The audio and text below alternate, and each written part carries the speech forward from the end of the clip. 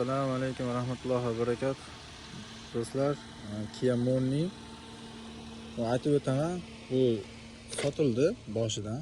Bugun klientimiz kelib olib ketadi inshaalloh. Eksportga chiqib ketdi. 2021 12-oyda. Atigi 9000 km yurgan. Hamma narsasi bor. Mashina juda ham chiroyli narxga sotildi.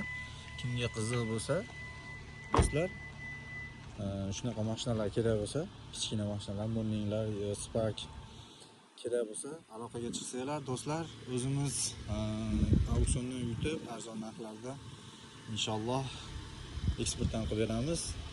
Bu afsuski sotildi do'stlar.